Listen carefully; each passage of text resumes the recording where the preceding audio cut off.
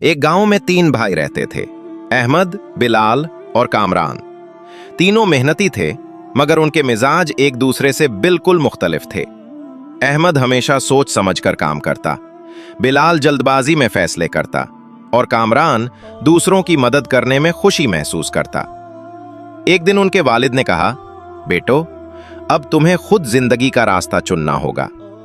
ये लो एक एक सोने का सिक्का और 1 साल बाद वापस आना, ताकि देखूं तुमने इससे क्या हासिल किया। तीनों भाई अलग अलग सिमतों में रवाना हो गए। अहमद ने वो सिक्का एक किसान को कर्ज दिया और उसके बदले आधी फसल का वादा लिया। बिलाल ने शहर जाकर एक महंगा लिबास खरीदा ताकि लोग उसे अमीर समझें, और कामरान ने वो सिक्का एक गरीब औरत को खाना खरीदने के लिए दे दिया। 1 साल बाद तीनों वापस आए। अहमद ने अनाज के थैले भर लाए। बिलाल खाली हाथ था क्योंकि उसका लाइसेंस पुराना हो चुका था, और कामरान के पास कुछ नहीं था।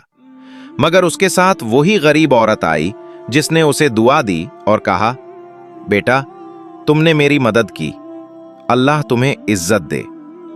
मैंने तुम्हारे लिए दुआ की और अब मेरे शौहर को अच्छी नौकरी मिल गई है। वालिद ने तीनों की बातें सुनकर मुस्कुराकर कहा, अहमद ने अक्ल से कमाया, बिलाल ने नादानी से खोया और कामरान ने नेकी से पाया।